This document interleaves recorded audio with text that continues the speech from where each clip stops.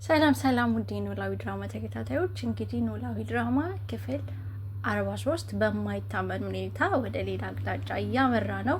በጣም በሚያስፈራ ሁኔታ የሀና እናት ሀና በጭራሽ ልጅ ልትሆን አትችልም፣ እሷ አባቷን ለማሳከም ገንዘብ ስለሚያስፈልጋት እያጭበረበረች ነው ያለችው። ምክንያቱም ልጆቼ በጣም ስለሚወዷት በልጆቼ ተጠቅማ ሴራ እያሴረች ነው እንጂ ፈጽሞች ሰራተኛ ልጅ ልትሆን አትችልም ብላ ሙግት እያለች ነው። በሌላ በኩል ደግሞ ሰላምና ምናሴ እማዬ እስኪ ለምንድን ነው ረጋ ብለሽ ነገሩን የማታጤኙ? እውነትስ ቢሆን ሀና እውነት እህታችን ሁናስ ቢሆን ብሎ ቢሟገቷት ምንም ልትሰማቸው ስላልቻለች ምናሴ በመጨረሻ ለምን በዲኤንኤ ምርመራ እርግብ ትሆን ሀና ትሆን ለምንድን ነው ማናረጋግጠው ብለው ቢያቀርቡላትም እናትዮ ምንም ፍቃደኛ አልነበረችም። ነገር ግን መጨረሻ ላይ እነሱን ደስ እንዲላቸው ብላ ዲኤንኤ ምርመራ እንዲደረግላቸው ተስማምታለች። ሆኖም ግን በንጋታው ዲኤንኤ ምርመራ እንዲደረግላቸው በተባለበት ቀን የሀና አባት ሕክምና ማድረግ ስለነበረባቸው ሀና ሕክምና ቦታ ይዛ ሄደች። ከዛ በፊት ግን የሀና አባት በጣም በጣም በጣም ተጸጽተዋል። ልጄን ጎዳዋት፣ ልጄን አስለቀስኳት፣ ልጄን ብሎ እጅግ በጣም እያለቀሰ ልክ ሀና እንደመጣች እግሯ ላይ ድፍት አሉ። አባዬ ምን ሆነብኝ ነው? ምን ሆነብኝ ነው አባዬ ስትለው ልጄ ይቅርታ አድርግልኝ፣ በጣም በድዬሻለሁ፣ በጣም አስከፍቼሻለሁ፣ የእኔ ልጅ ይቅርታ አድርግልኝ ብሎ እግሯ ላይ ድፍት ሲል ሀና በጣም ልቧ ተነክቶ አባቴ እንዴት አባቴ የልጅ እግር ላይ ይወድቃል? እባክህን ተነሳ አባዬ ብላ እያለቀሰች እንግዲህ ሀናን ታውቋታላችሁ ምን አይነት ሩህሩህ ምን አይነት ትሁት ልጅ እንደሆነች እና እግሩ ድፍት ብላ እሷ ድጋሚ አባዬ ስላስቀየምኩ ይቅርታ፣ ስላስከፋው ይቅርታ ብላ እንግዲህ እግሩ ላይ ድፍት ብላ ይቅርታ ጠይቃለች። በስተመጨረሻም ሌሊት ተነስታ ሀና ነጠላዋን ለብሳ ቤተ ክርስቲያን ልትሄድ ስትነሳ ልጄ ምን ሆነሽ ነው በዚህ ሰዓት ተነስተሽ? አባዬ ቤተ ክርስቲያን ሊሄድ እኮ ነው ስትለው አይ ልጄ የሆነ ነገር ሳይጨንቅሽማ አንቺ ቤተ ክርስቲያን በዚህ ሰዓት ልትሄጂ አትነሽም፣ የሆንሽው ነገር አለ እባክሽን ንገሪኝ ብሎ ቢላት በፍጹም አባዬ እኔ በጣም ደህና ነኝ፣ እኔ ምንም አልሆንኩም ብላ ትለዋለች ሀና እንግዲህ ማለት ነው። እንግዲያውስ ደህና ከሆንሽ አብረን እንሄዳለን ቤተ ክርስቲያን፣ ከዛ በኋላ ለሕክምና ደግሞ አብረን እንሄዳለን፣ እኔን ሐኪም ቤት ይዘሽኝ ትሄጃለሽ ሲላት አይ አባዬ አንተን አሲር ይዞ ይሄዳል፣ እኔ ስራ መሄድ አለብኝ ስትለው አባቷ ፈጽሞ ሊስማማት አልቻለም። ከዛ እሺ በቃ አባቴ ይዤ እሄዳለሁ ብላ ወደ ሕክምና ቦታ ይዛው ሄደች። በዛ አጋጣሚ ቀኑ ተገጣጠመና ዲኤንኤ ምርመራ የሚያደርጉበት ቀን ነበረ።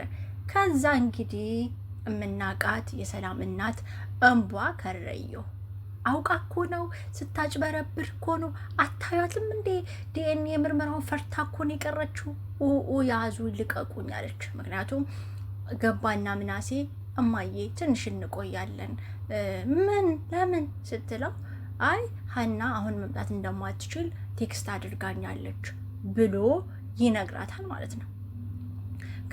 ከዛ በኋላማ አባትየው መታመሙን ብትነግርም ማንም ሊያምን አልቻለም።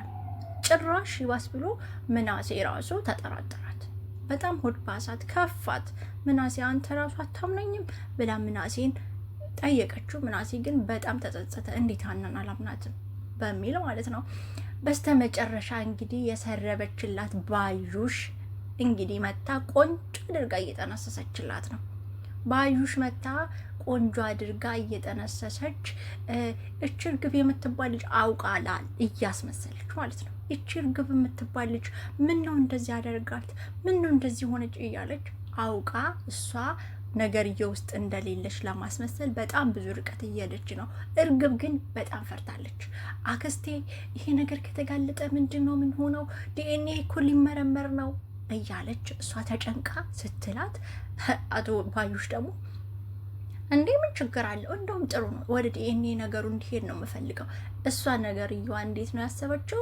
ዲኤንኤውን በገንዘብ ልትቀይር ማለት ነው። በጣም የልብ ልብ ተሰምቷታል። በጣም በጣም ሀና እዚህ ጋር ስቃዩ እየበዛ ነው ያለው። እሷ ከምንም በላይ ታሪኳ መሰረቁ ነው የከፋት እንጂ ምንም ደስ አላላትም። ማለት ያን ያህል የኔ ቤተሰቦች ናቸው ምናምን ብላ ምንም እሷን ያስደሰታት ነገር የለም። ይልቁንስ ለአባቴ ምን ብዬ ነው ቤተሰቦችን አገኟቸው ብዬ የምነግረው ብላ እንግዲህ በጣም ተጨንቃለች ሀና። አላቅም እግዚአብሔር ይርዳት። እንግዲህ ምን ያህል አባትየው ሊሰበር እንደሚችል ሳይታለም የተፈታ ነው። ነገር ግን ዞሮ ዞሮ ግን ሀና ግዴታ ቤተሰቦቿን ማወቅ አለባት ባይ ነኝ እኔ። ምክንያቱም በጣም ብዙ ነገሮቿን እያጣች ነው። በልጅነት የተጎዳችው ነገር አለ። ሲቀጥል ደግሞ እውነተኛ ያልሆነች ልጃችሁ ነኝ ብላ ገንዘብ ፍለጋ መጣ ስታጭበረብራቸው ዝም ብላ ማየት የለባት።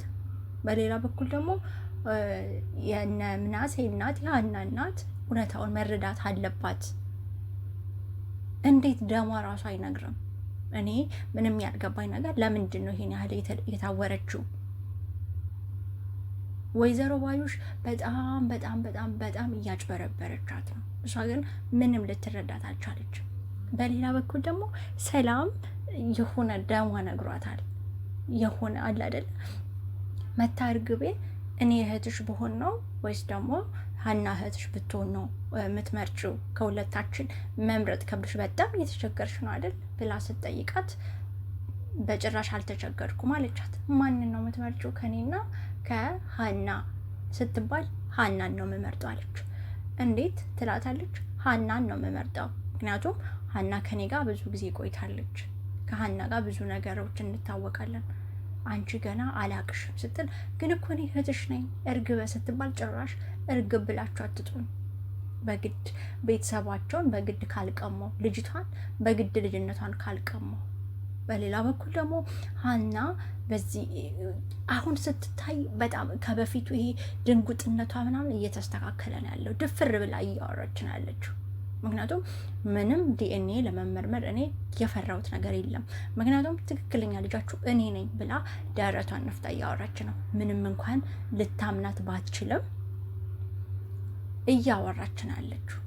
እውነት ይሄ ነገር ተጋልጦ ሀና ልጅነቷን ታገኛለች ወይስ ደግሞ እንደተጭበረበረው ዲኤንኤውን አጭበርብረው የሀናን ልጅነት ለርግበ እንደሰጡት ድራማው ምን ላይ ነው የሚያልቀው የሚለውን በጉጉት እንጠብቃለን። እንግዲህ ላይክ እያደረጋችሁ ሼር እያደረጋችሁ አብራችሁኝ የነበራችሁ ቤተሰቦቼ ክብረት ይስጥልኝ። እወዳችኋለሁ። በሌላ ክፍል እስከምንገናኝ ድረስ ባይ ባይ።